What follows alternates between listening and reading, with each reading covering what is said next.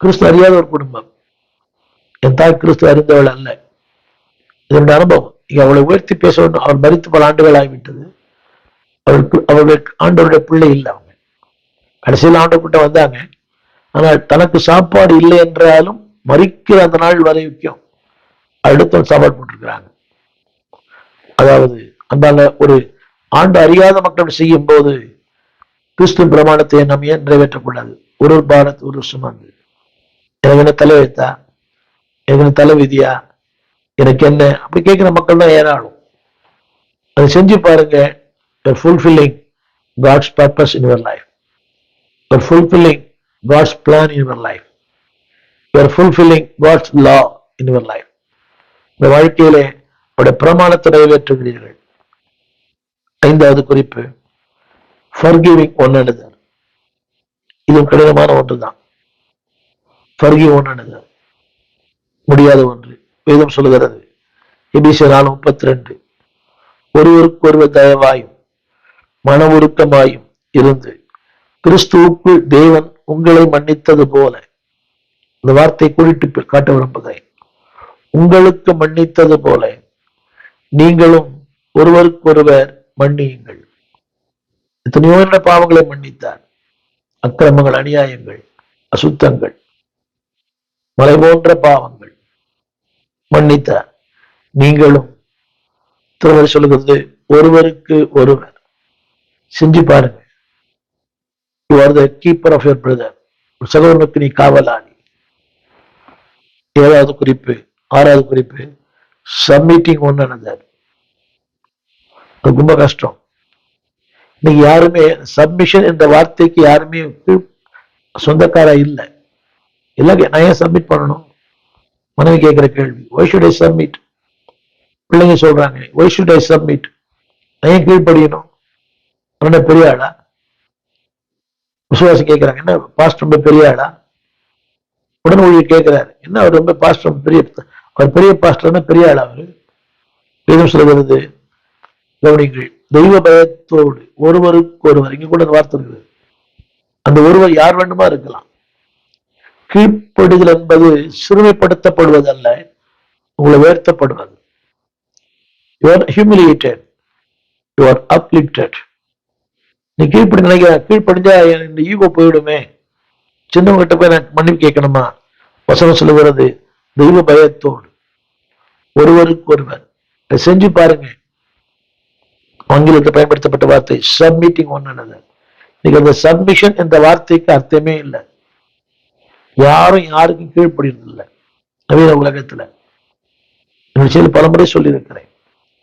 மனைவிமார்கள், பிள்ளைகள், விசுவாசிகள், உடன் ஊழியர்கள், ஒரு இயக்கத்தில் இருக்கிறவருக்கு யாருக்கும் கீழ்ப்படில்லை. சின்னவங்க பெரியவங்களுக்கு நெவர்.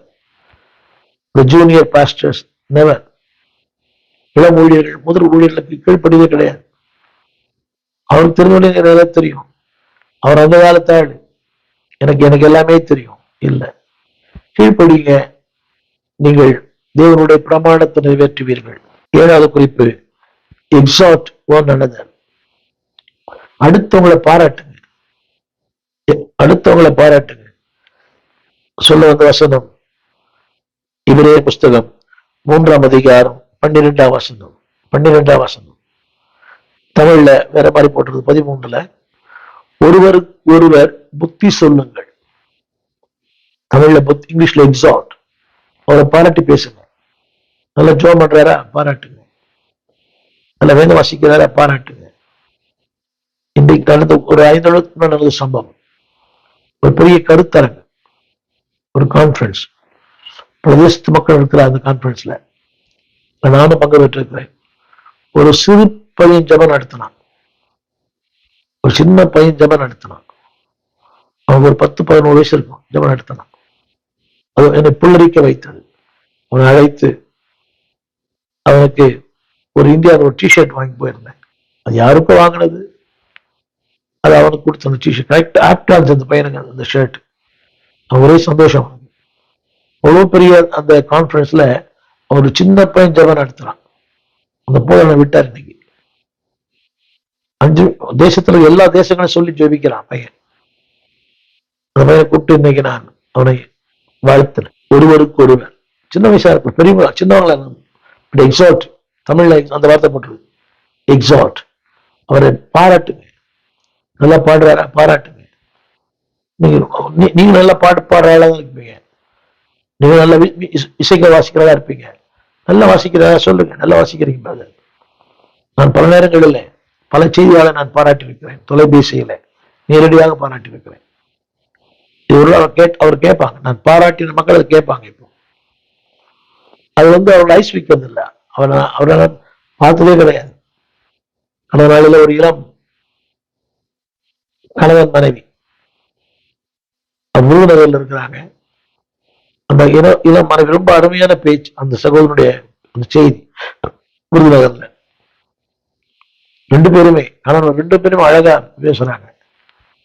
அந்த விருதுநகர்ல ஊழியம் பண்றாங்க. அவருடைய அழைத்து நான் தொலைபேசியில சொன்னேன். ரொம்ப அழகா பேசும் செய்தி, ரொம்ப ஆழமானது, அர்த்தமானது, தெளிவானது, வார்த்தைகள் எல்லாம் ரொம்ப பக்குவப்பட்ட வார்த்தைகள்.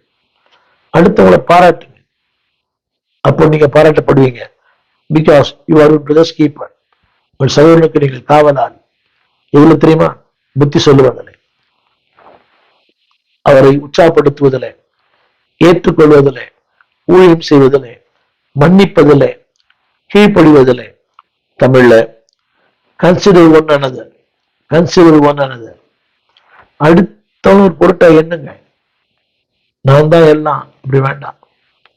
கன்சிடர் ஒன் another, அடுத்தவர்களையும் ஒரு பொருட்டாக எண்ணுங்கள். யாரும் கன்சிடர் பண்றதே கிடையாது. நீ என்ன பெரிய ஆளா, நீ என்ன பெரிய ஆளா இல்ல. தமிழ் எழுத்துல அழகா போட்டுருது, இவரையர் 10:24. அதாவது ஒருவரை ஒருவர் கவனித்து, இங்கிலீஷ்ல அழகா இருக்குது, கன்சிடர் ஒன் another. அடுத்தவங்க கன்சிடர் பண்ணுங்க. அவங்களும் ஊழியக்காரங்க தான், அவங்க ஜெபிக்கிறவங்க தான், அவங்க கர்த்தருக்கு பிரயாசப்படுறாங்க. அவங்க கன்சிடர் பண்ணுங்க. தமிழ்ல அதாவது ஒருவரை ஒருவர் கவனித்து, அன்புக்கும் நற்கிரிகளுக்கும் நாம் ஏவப்படும்படி ஒருவரை கவனித்து. இங்க ஒரு சொல்ல எழுதப்பட்டிருக்குது, புத்தி சொல்ல கடவும். ரெண்டு வார்த்தை பயன்படுது, கவனிங்க. சரியான எளிமையான ஆங்கில பதம் கன்சிடர் ஒன் another. அடுத்தவங்களையும் கன்சிடர் பண்ணுங்க. நீங்க ஜீனியஸா இருக்கலாம், நீங்க மாஸ்டரா இருக்கலாம், அவங்களுக்கு ஒண்ணுமே தெரியாம இருக்கலாம், பரவாயில்லை. You consider. தேவன் நம்மளை கன்சிடர் பண்ணலன்னா நீங்க நமக்கு இருக்க முடியாது. ஏதோ துறையில் நாம் சிறந்து விளங்குகிறோம். ஊடகத்துறையா இருக்கலாம், இல்லாவிட்டால் இசைத்துறையா இருக்கலாம், பாடல் துறையா இருக்கலாம், பிரசங்கத்துறையா இருக்கலாம். ஏதோ ஒரு துறையில் நாம் சிறந்து விளங்குகிறோம். Because is consideration. அவர் நம்ம கவனிச்சனால்தான் இன்னைக்கு நம்ம இருக்கிறோம். அடுத்தவங்களையும் கவனிப்போம். கடைசியாக சொல்ல முடிக்க விரும்புகிற செய்தியில ஹாஸ்பிட்டபிள் டு ஒன் another, அதாவது 1 பேதுரு புஸ்தகம் 4ஆம் அதிகாரம் 8ஆம் வசனம். ஹாஸ்பிட்டபிள் டு ஒன் another, ஆங்கிலத்துல ஒருவருக்கு ஒருவர் உதவி செய்யுங்கள். உங்களுக்கு என்ன இருக்கிறதோ அது கொடுங்க. நான் சொல்ல பணத்தை இல்லை, சில பேர் மேல ஆலோசனை கொடுக்கிற ஒரு கிருபை உண்டு. Good counsellors.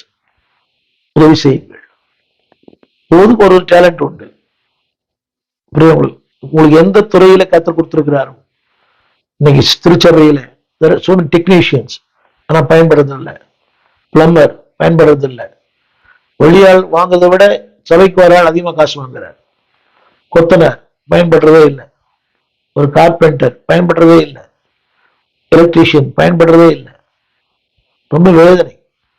திரும்ப சொல்லுகிறேன், அன்பானவர்களே, தேவன் உங்களுக்கு பகிர்ந்து கொடுத்தார், உங்களுக்கு பகிர்ந்து கொடுத்திருக்கிறார். நீங்களும் பகிர்ந்து கொடுங்க. அதாவது வசனம் சொல்லுகிறது, அவனவன் பெற்ற வரத்தின்படி நல்ல கவனிக்க வேண்டும். நான் சம்பாதிக்கவில்லை, ஆனால் பெற்றேன். I have not earned, but I receive. அந்த பெற்ற வரத்தை அதாவது பகிர்ந்து கொடுக்கும் நல்ல உக்கிரானக்காரனை போல ஒருவருக்கு ஒருவன். நான் சொன்ன அந்த கருத்து, your brother's keeper, hospitable to one another. திரும்ப ஒரு முறையாக 2ஆம் குறிப்பு சொல்ல விரும்புகிறேன். How to show your love, அன்பு எப்படி வெளிப்படுத்துவது. ரிசீவ் ஒன் another, ஏற்றுக்கொள்ளுங்கள். இன்னைக்கு எவ்வளவு வயதாக்கி தெரியுமா? பாஸ்டங்களே செத்தாலும் பெற்று பிள்ளைகளை ஏற்றுக்கொள்றதில்லை, பெற்ற பிள்ளைகளை ஏற்றுக்கொள்றதில்லை. அதுக்கு அவங்க 1000 காரணம் சொல்லலாம், ஆனா தேவன் ஏற்றுக்கொள்ள மாட்டார். ரிசீவ் ஒன் another, ஏற்றுக்கொள்ளுங்கள். 15:1-19 85. அடுத்தவங்களை ஊக்குவீங்க, அடுத்தவங்களை உருவாக்குங்க. ஏன்னா கர்த்தர் நம்ம உருவாக்கி இருக்கிறார், உருவாக்குங்க. அவங்க உருவாக்கப்படுறது கஷ்டம்தான், உருவாக்க முயற்சி பண்ணுங்க. 3வது, அடுத்தவங்களுக்கு ஊழியம் செய்யுங்க, சர்வ் ஒன் another, ரோமர் 5:13. ஏற்கனவே பேசியிருக்கிறேன். 4வது, பேர் ஒன் another, ஒரு பாரத் ஒரு சுமந்து கொள்ளுங்கள். 5வது, forgiving one another. 6வது, submitting one another. 7வது, exalt one another, அடுத்தவங்களை பாராட்டுங்க, நீங்கள் பாராட்டப்படுவீர்கள்.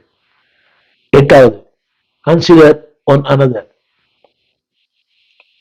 9வது, hospitable, தமிழ் வேதத்துல அதாவது வேற அதனுடைய கருத்து வேற மாதிரி, நாளேட்டு உபசரியுங்கள், உபசரியுங்கள். ரொம்ப கஷ்டம், அது ரொம்ப கஷ்டம். இருக்கனால இல்லை, இல்லாவிட்டாலும் உபசரியுங்கள், உதவி செய்யுங்கள். ஒரு சகோதரனுடைய நிலைகள் என்ன? What is the qualification of brother? நான் ஆரம்பத்தில் சொன்னது போல, நான் அவனுக்கு காவலாளியோ, இந்த நாடிலே என் சகோதரனுக்கு நான் காவலாளியோ? ஒரு சகோதரனுக்கு இருக்க வேண்டிய முதலாவது சில தகுதிகளை சொல்ல நம்புகிறேன்.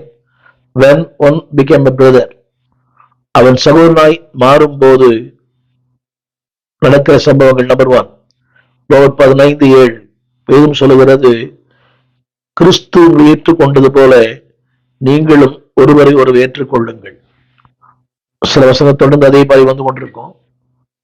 கிறிஸ்து உங்களை ஏற்றுக்கொண்டது போல, அதாவது ஏற்றுக்கொள்வதற்கான எந்த முகாந்திரங்களும் இல்லை.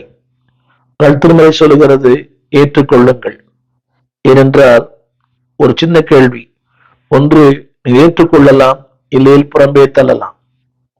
ஆண்டவர் உங்களை என்னையும் ஏற்றுக்கொள்ளத்தான் அழைத்திருக்கிறார், புறம்பே தள்ள அல்ல. திருமறை சொல்லுகிறது, நம்மிடத்தில் வருகிற ஒருவரையும் அவர் புறம்பே தள்ளுவதில்லை. அவர் நம்மிடத்தில் வருகிற ஒருவரையும் அவர் புறம்பே தள்ளுவதில்லை. எனவே வேதம் சொல்லுகிறது, நீங்களும் ஒருவரை ஒருவர் ஏற்றுக்கொள்ளுங்கள். சகோதரனாய் இருக்க வேண்டுமானால் முதலாவது உங்கள் குடும்பங்களிலே அவரை ஏற்றுக்கொள்ளுங்கள். எனவேதான் ரோமர் 15:7 சொல்லுகிறது, கிறிஸ்து உங்களை ஏற்றுக்கொண்டது போல நீங்களும் ஒருவரை ஒருவர் ஏற்றுக்கொள்ளுங்கள். அதாவது 2 காரியங்கள் உண்டு. ஒன்று, ஏற்றுக்கொள்ளலாம், இல்லையில் புறம்பே தள்ளலாம்.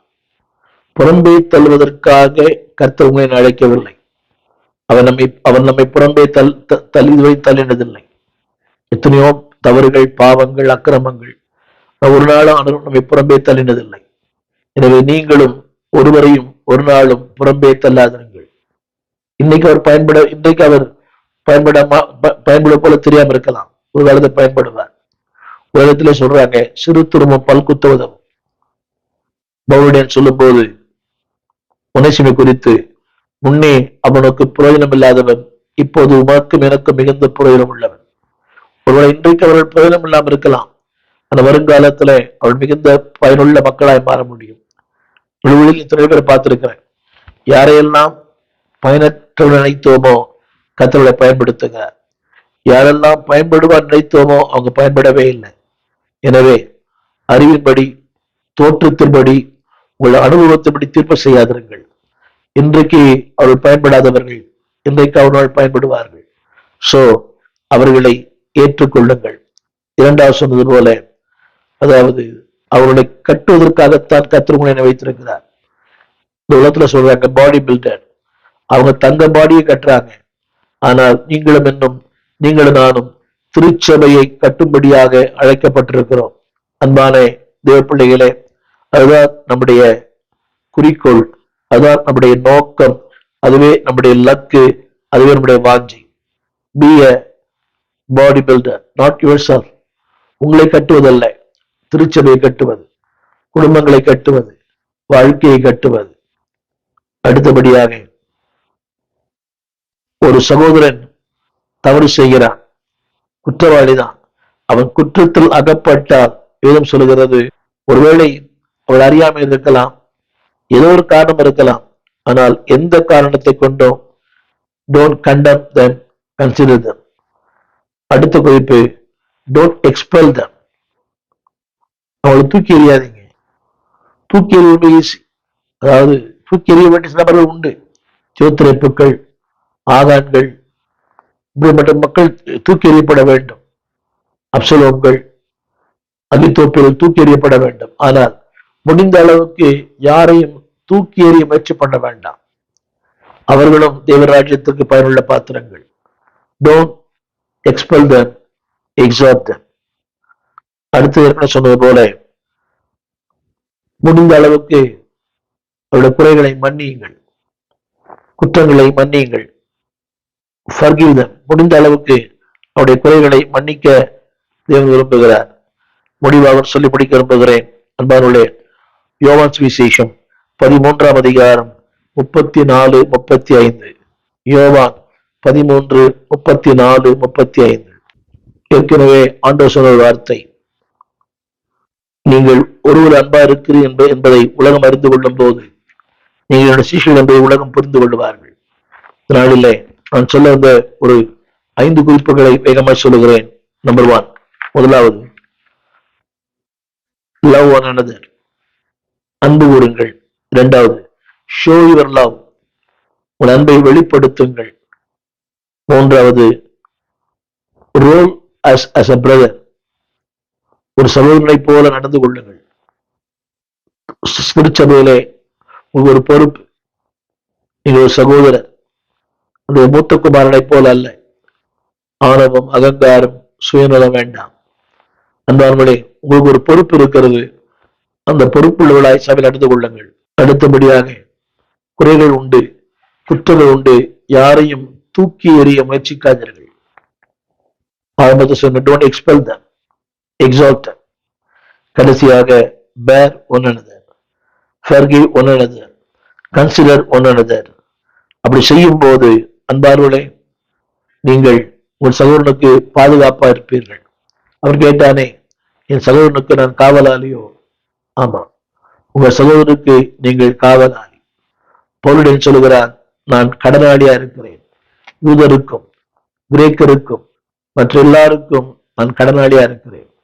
நீங்களும் நானும் கடனாளிகள் என்பதை மறந்துவிட வேண்டாம். நீங்களும் நானும் கடனாளிகள். அன்பு கூறுவோம், அவர்களை ஏற்றுக்கொள்வோம், உபசரிப்போம், ஆதரிப்போம். அன்பார்களே, அன்றைக்கு காயின்ஸ் கேட்டது போல, நான் என் சகோதரனுக்கு காவலாளியோ? நீங்களும் நானும் காவலாளிகள். தேசத்தின் மக்களுக்காக, இந்திய ஜனங்களுக்காக, உலக மக்களுக்காக நீங்கள் நானும் காவலாளிகள், மறந்துவிட வேண்டாம். இசைகள் கத்த சொல்கிறார், நான் உன்னை காவலாளியா வைத்தேன். காவலுடைய பொறுப்பு என்ன? எச்சரிப்பு, பாதுகாப்பு, பராமரிப்பு. அன்பானவர்களே, கடைசியாக, not is a responsibility and also it is accountability. உங்களுக்கு ஒரு பெரிய பொறுப்பை தேவன் கொடுத்திருக்கிறார். அந்த பொறுப்பை நிறைவேற்றுங்கள். சகோதரருங்கள். வேதம் சொல்லுகிறது, நீங்கள் சகோதரர் என்கிற அந்த ஒரு மேலான வாழ்க்கைக்கு பரலோக சாட்சி கூடும். எனவே தேவன் சொன்ன வார்த்தை, நீங்கள் உங்கள் சகோதரருக்கு காவலாளி, உங்கள் குடும்பத்துக்கு நீ காவலாளி, உங்கள் திருச்சபைக்கு நீங்கள் காவலாளி, ஊழியர்களுக்கு நீங்கள் காவலாளி, உங்களை நம்பி தேவன் தந்த பொறுப்புக்கு நீங்கள் காவலாளி. கடமையை செய்யுங்கள், பொறுப்பை நிறைவேற்றுங்கள். பரலோகத்திலே உங்கள் பலன் மிகுதியா இருக்கும். உங்களுக்கு ஜெபிக்க விரும்புகிறேன். ஜெபிப்போம். வானத்தையும் பூமியும் படைத்த நல்ல ஆண்டவரே, இந்த அருமையான வேலைக்காக நன்றி. ஆண்டவரே, 140 கோடி ஜனங்கள் உள்ள இந்த தேசத்துக்கு நாங்கள் காவலாளியா இருக்கிறோம்.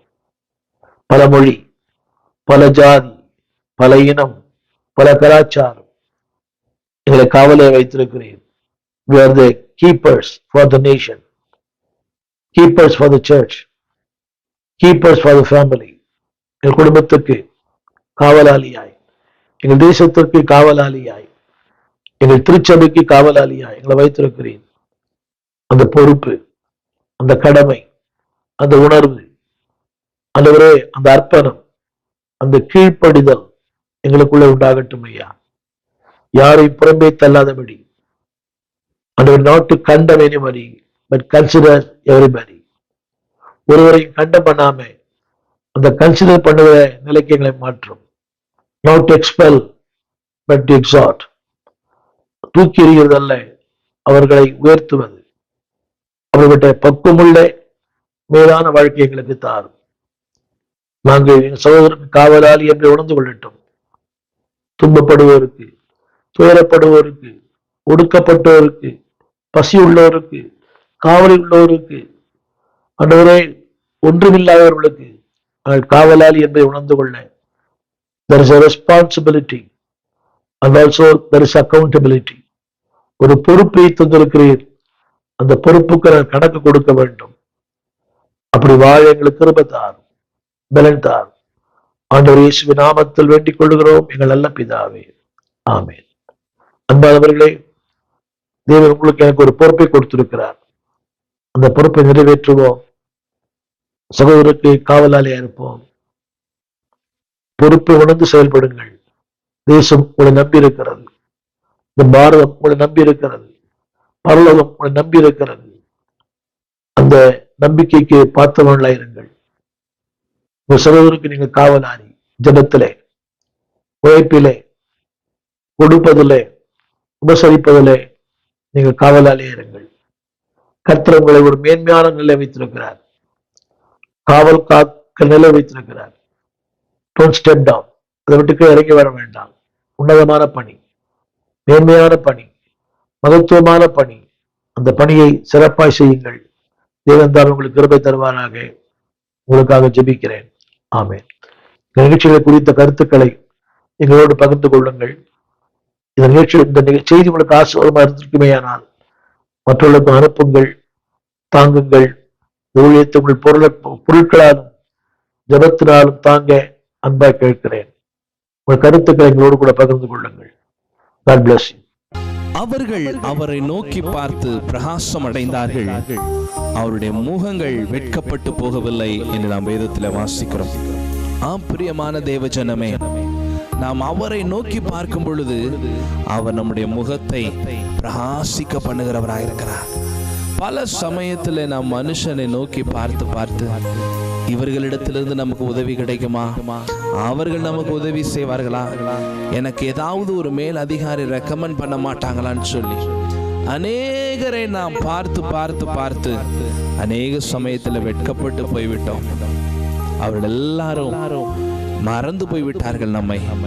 ஆனாலும் கூட நாம் ஆராதிக்கிற ஜீவனுள்ள தேவன் ஒரு நாள் நம்மை மறக்கிறவரே கிடையாது.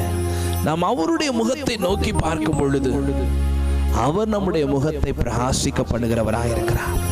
எனக்கு அன்பான தேவ பிள்ளைகளை, சங்கீதத்தில் நாம் வாசிக்கிறோமே, எனக்கு ஒத்தாசை வரும் பர்வதங்களுக்கு நேராக என் கண்களை ஏறெடுக்கிறேன், வானத்தையும் பூமி உண்டாக்கின கர்த்தரிடத்திலிருந்து எனக்கு ஒத்தாசை வரும் என்று சொல்லி அவரை நோக்கி பார்ப்போம். அவரே நமக்கு உதவுகிற கண்மலை, அவரே நமக்கு நல்ல சகாயராயிருக்கிறார். அதை விசுவாசித்து என்னோடு கூட இணைந்து இந்த பாடலை பாடுவீர்களா? உமது முகம் நோக்கி பார்த்தவர்கள் வெட்கப்பட்டு போவதில்லை. ஹல்லேலூயா. உமது முகம் நோக்கி பார்த்தவர்கள் வெட்கப்பட்டு போவதில்லை, உமது திருநாமம் அறிந்தவர்கள் கைவிடப்படுவதில்லை, உமது முகம் நோக்கி பார்த்தவர்கள் வெட்கப்பட்டு போவதில்லை, உமது திருநாமம் அறிந்தவர்கள் கைவிடப்படுவதில்லை. கைகளை உயர்த்தி சொல்லுவோமா? நம்பினோரை நீர் மறப்பதில்லை, உம்மை தேடி வந்தோரை வெறுப்பதில்லை, நம்பினோரை நீர் மறப்பதில்லை, உம்மை தேடி வந்தோரை வெறுப்பதில்லை, உமது முகம் நோக்கி பார்த்தவர்கள் வெட்கப்பட்டு போவதில்லை, உமது திருநாமம் அறிந்தவர்கள் கைவிடப்படுவதில்லை. எல்லாரும் இணைந்து கரங்களை தட்டி தேவநாமத்தை மகிமைப்படுத்தி பாடுவோமா? பாருங்கள், அவர் நாமத்தை மகிமைப்படுத்தி பாடுவோம். ஹல்லேலூயா. உங்களை அவர் உயர்த்துவார், உங்கள் முகத்தை பிரகாசிக்க பண்ணுவார், உங்களை வெற்றி சிறக்க பண்ணுகிறவர் அவர். நீங்கள் தோற்று போக பிறக்கவில்லை, நீங்கள் வெற்றி பெறுவதற்காகவே கர்த்தர் உங்களை உருவாக்கி இருக்கிறார். வாருங்கள் சேர்ந்து பாடுவோம்.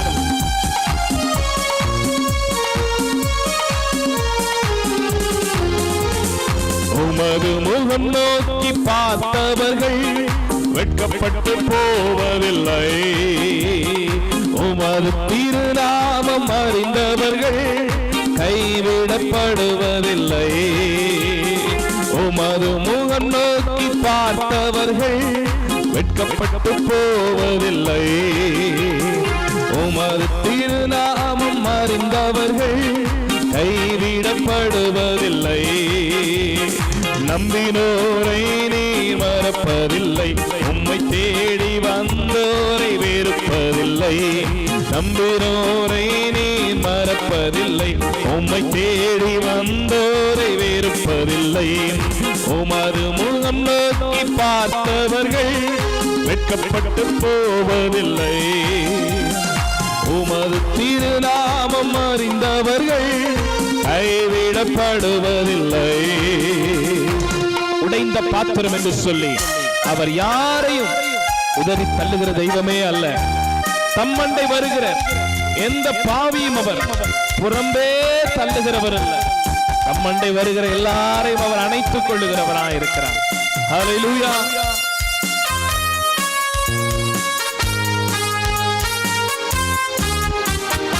உடைந்த பாத்திரம் என்று நீர் எவரையும் தள்ளுவதில்லை. உடைந்த பாத்திரம் என்று நீர் எவரையும் தள்ளுவதில்லை. ஒன்றுக்கும் உதவாதோர் என்று நீர் எவரையும் சொல்லுவதில்லை. ஒன்றுக்கும் உதவாதோர் என்று நீர் எவரையும் சொல்லுவதில்லை. இயேசு மகாராஜா எங்கள் நிசா, இரக்கத்தின் சிகரம் நீரே. பாடுவோமா? இயேசு மகாராஜா எங்கள் நிசா, இரக்கத்தின் சிகரம் நீரே. உமது முகம் நோக்கி பார்த்தவர்கள் வெட்கப்பட்டு போவதில்லை. உமது திருநாமம் அறிந்தவர்கள் கைவிடப்படுவதில்லை. உமது முகம் நோக்கி பார்த்தவர்கள் வெட்கப்பட்டு போவதில்லை. உமது திருநாமம் அறிந்தவர்கள் கைவிடப்படுவதில்லை. அவர் ஏழைகளின் பலனாயிருக்கிறார். நெருக்கப்படுகிற எளியவருக்கு அவர் திடனாயிருக்கிறார். திக்கற்ற பிள்ளைகளுடைய தேவைகளை அறிந்து அவை சரியான வேலைகளை நிறைவேற்றுகிறவராயிருக்கிறார். ஆமென்.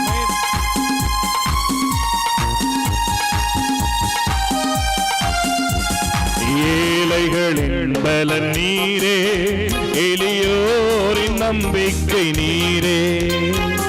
ஏழைகளின் பலன் நீரே, எளியோரின் நம்பிக்கை நீரே. திக்கற்றோர் வேதனை அறிந்து உதவிடும் தகப்பனும் நீரே. திக்கற்றோர் வேதனை அறிந்து உதவிடும் தகப்பனும் நீரே. இயேசு மகாராஜா எங்கள் நிசா, இரக்கத்தின் சிகரம் நீரே. இயேசு மகாராஜா எங்கள் நிசா, இரக்கத்தின் சிகரம் நீரே. உமது முகம் நோக்கி பார்த்தவர்கள் வெட்கப்பட்டு போவதில்லை. உமது திருநாமம் அறிந்தவர்கள் கைவிடப்படுவதில்லை. உமது முகம் நோக்கி பார்த்தவர்கள் வெட்கப்பட்டு போவதில்லை. உமது திருநாமம் அறிந்தவர்கள் கைவிடப்படுவதில்லை.